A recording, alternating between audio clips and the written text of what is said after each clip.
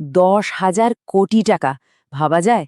বাংলাদেশের ইতিহাসে একটা ব্যাংক একা এত বড় বিনিয়োগ আগে কখনো করেনি।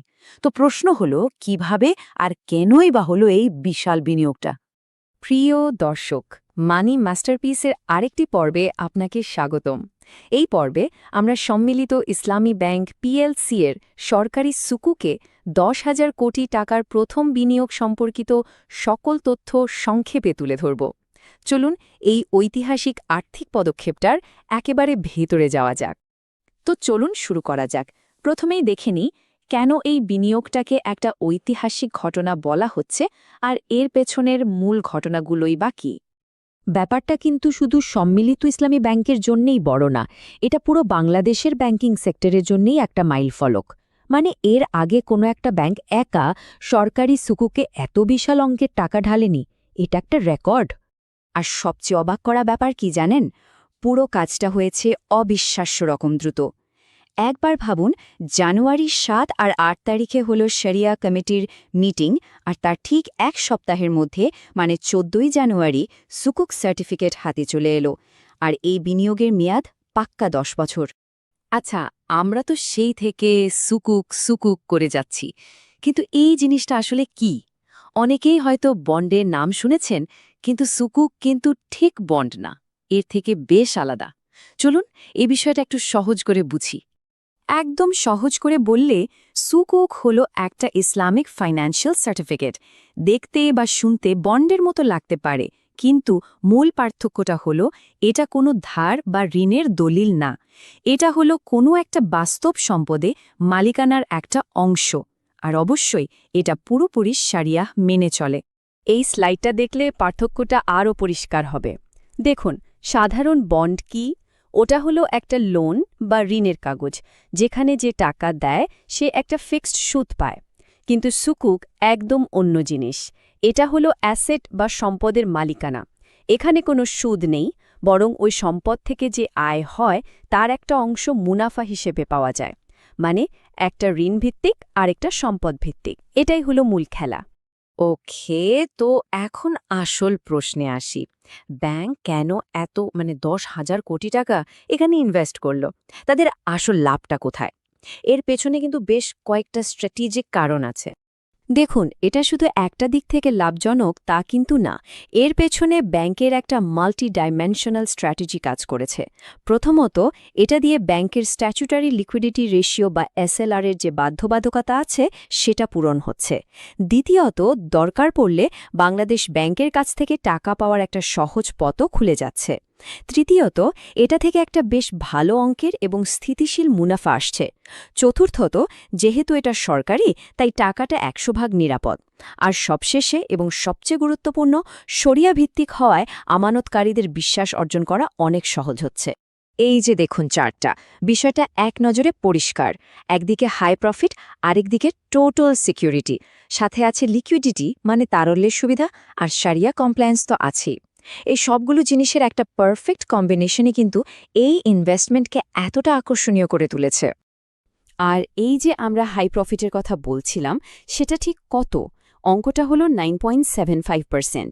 প্রতি বছর এই হারে একটা নিশ্চিত মুনাফা পাবে ব্যাংক, যা আবার প্রতি ৬ মাস পরপর পেমেন্ট করা হবে। এইটা কিন্তু ব্যাংকের ব্যালেন্স শিটকে আরও অনেক বেশি শক্তিশালী করে তুলবে, কোনো সন্দেহ নেই। কিন্তু প্রশ্ন হলো, এই যে বিনিয়োগটা করা হলো, এর ভিত্তিটা কি? মানে এটা কিসের ওপর দাঁড়িয়ে আছে? চলুন এবার একটু টেকনিক্যাল দিকে যাই। দেখি এই সুকুকটা ঠিক কোন প্রিন্সিপালের ওপর ভিত্তি করে বানানো আর কিভাবে এর অনুমোদন হলো। এই বিশেষ সুকুকটা বানানো হয়েছে ইজারা নীতির ওপর। ইজারা শব্দটা শুনে কঠিন মনে হতে পারে, কিন্তু এর মানেটা খুব সহজ। এটা হলো একটা ইসলামিক লিজিং বা ভাড়ার চুক্তি। মানে ব্যাংক কোনো একটা সম্পদ কিনছে আর সেটা সরকারকে ভাড়া দিয়ে আয় করছে। এই আয়টা পুরোপুরি শরিয়া সম্মত। আর সবচেয়ে ইন্টারেস্টিং ব্যাপার হলো, এই বিনিয়োগটা কিন্তু কোনো হাওয়ার উপর করা হয়নি। এর পেছনে একদম বাস্তব, চোখে দেখা যায় এমন সম্পদ আছে, যেমন সরকারি কর্মকর্তাদের জন্য বানানো ৭টা হাউজিং প্রজেক্ট আর বাংলাদেশ রেলওয়ের কিছু নির্দিষ্ট সেবা। এই আসল সম্পদগুলোই কিন্তু বিনিয়োগটাকে ঝুঁকিমুক্ত আর নিরাপদ করেছে। এর অ্যাপ্রুভাল প্রসেসটাও কিন্তু একদম সোজাসাপটা আর স্বচ্ছ।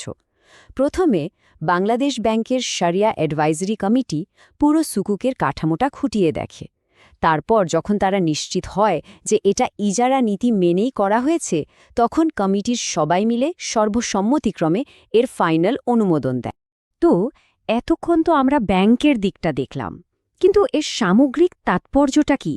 মানে এই ঘটনাটা কেন শুধু ব্যাংকের জন্য না, বরং দেশের অর্থনীতি আর সাধারণ আমানতকারীদের জন্য এতটা গুরুত্বপূর্ণ?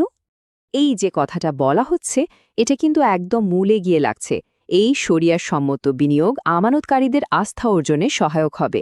একবার ভাবুন, যখন সাধারণ মানুষ জানবে যে তাদের জমানো টাকা একটা নিরাপদ, হালাল এবং লাভজনক খাতে বিনিয়োগ করা হয়েছে, তখন স্বাভাবিকভাবেই ব্যাংকের ওপর তাদের ভরসা অনেক বেড়ে যাবে। মানে আমানতকারীদের জন্য এর সোজা মানে হলো তাদের টাকাটা একটা সেফ জায়গায় আছে, যেখান থেকে ভালো লাভও আসছে, আবার সেটা নৈতিকভাবেও সঠিক। আর এটা যখন হয়, তখন পরোক্ষভাবে ব্যাংকের আর্থিক ভিত্তিটাও মজবুত হয়, যা দিন শেষে সব গ্রাহকের জন্যই একটা উইন উইন সিচুয়েশন। তো চলুন পুরো আলোচনাটা একবার সংক্ষেপে গুছিয়ে ফেলি। প্রথমত আমরা দেখলাম সম্মিলিত ইসলামী ব্যাংকের 10,000 কোটি টাকার এক ঐতিহাসিক বিনিয়োগের কথা। দ্বিতীয়ত, এই বিনিয়োগটা একই সাথে উচ্চ মুনাফা মানে 9.75%, নিরাপত্তা এবং ব্যাংকের আইনি বাধ্যবাধকতা মানে এসএলআর পূরণ করছে।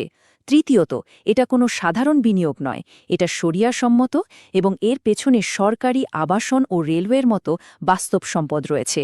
আর সবশেষে এই পুরো পদক্ষেপটা ব্যাংকের ভিতকে যেমন শক্ত করছে, তেমনি আমানতকারীদের আস্থাকেও অনেক বাড়িয়ে দিচ্ছে।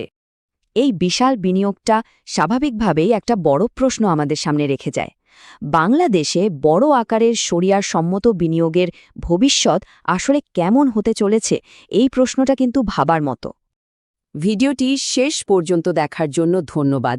মানি মাস্টারপিসের ব্যবসা এবং টাকা পয়সা সম্পর্কিত পরবর্তী গুরুত্বপূর্ণ ভিডিওগুলির জন্য লাইক, মন্তব্য, শেয়ার এবং সাবস্ক্রাইব করতে ভুলবেন না।